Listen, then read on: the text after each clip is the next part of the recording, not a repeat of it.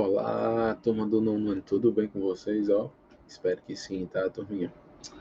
Turminha, nós estamos continuando nosso assunto, que fala justamente sobre a questão do Brasil e o mundo contemporâneo.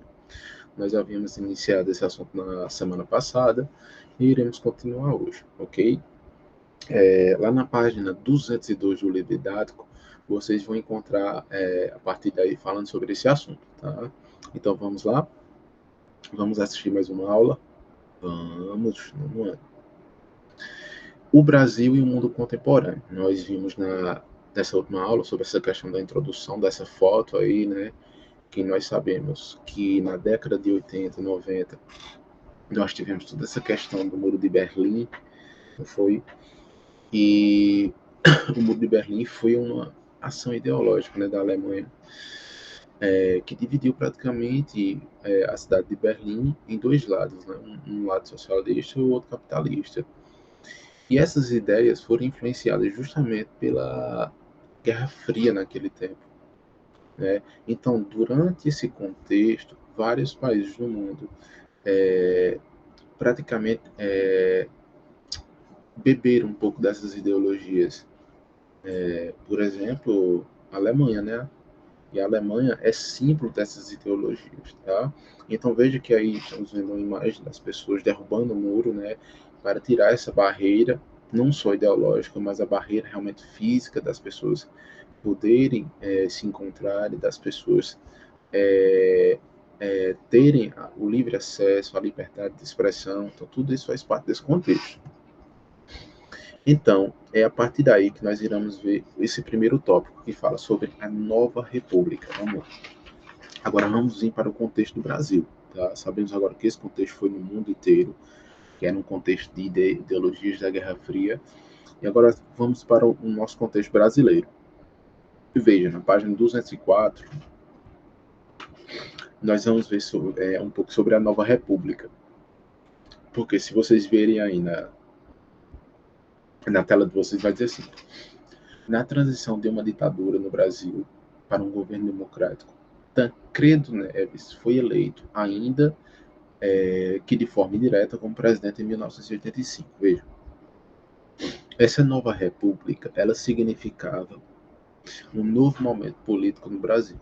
Sabemos que nós já havíamos falado sobre a ditadura militar, sobre esse regime que ficou 21 anos no poder e que, de certa forma, a população brasileira e o país estavam com a política e com o governo instável, certo? Então precisava-se de novas formas de governar, formas democráticas no poder, tá? Então vejam que aqui vai surgir o momento de uma nova república, rumo a uma democracia, tá? Então na página 204 vai mostrar justamente sobre isso. E Tancredo Neves deu início a esse momento, que ele foi eleito ainda que de forma indireta como presidente, tá? E se vocês verem, logo aí vai surgir algumas medidas que vai surgir a partir desse momento, tá? Então veja, na página 204 vai falar sobre o plano cruzado. O que foi o plano cruzado? Quem já ouviu falar sobre o cruzado? Com certeza. Veja como é interessante. O plano cruzado surgiu nesse momento para conter a inflação, que em janeiro de 1986 atingiu um índice anual de 255,16%. Então, o governo federal lançou um plano econômico em fevereiro do mesmo ano, denominado Plano Cruzado. Significa dizer que esse plano ele era composto de três segmentos. O primeiro era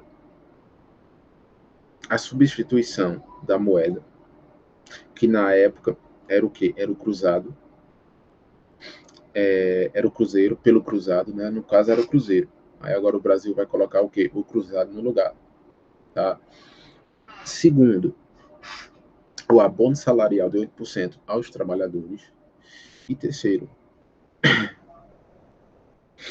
além e o congelamento de preços de produtos e de aluguéis por um ano. Então, essas medidas favoreceram uma certa instabilidade da inflação no Brasil, tá?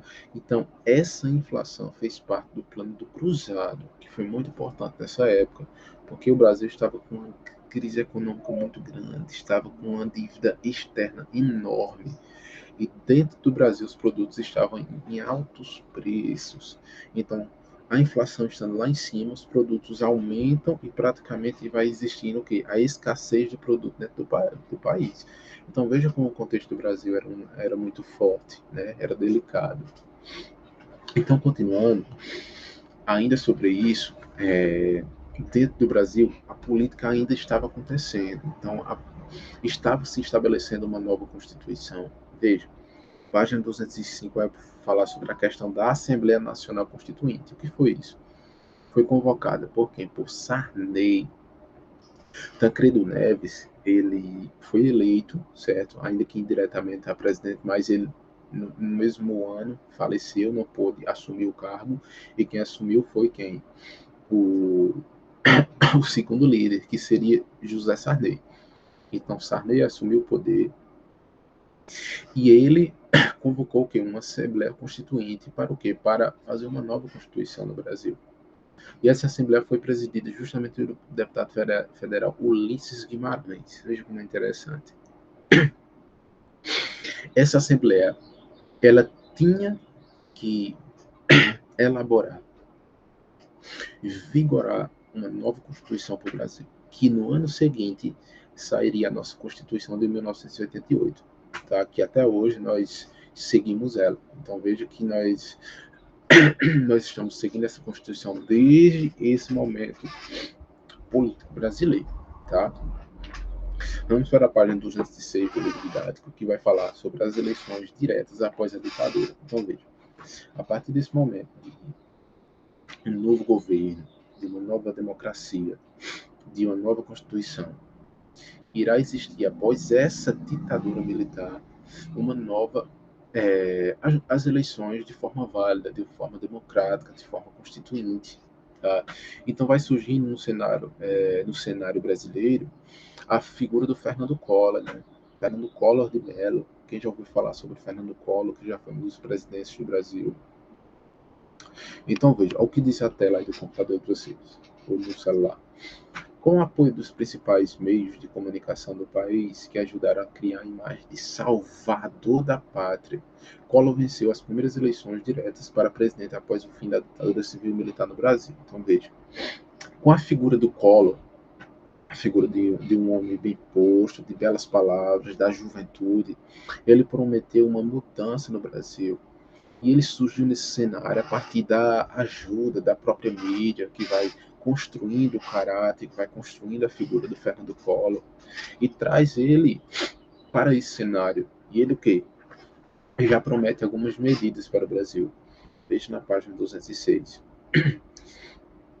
Ele prometeu o quê? O Plano Collor. Que o Plano Collor o quê? Era um plano econômico que visava o quê? Conter a inflação e de certa forma, tirar a corrupção do Brasil.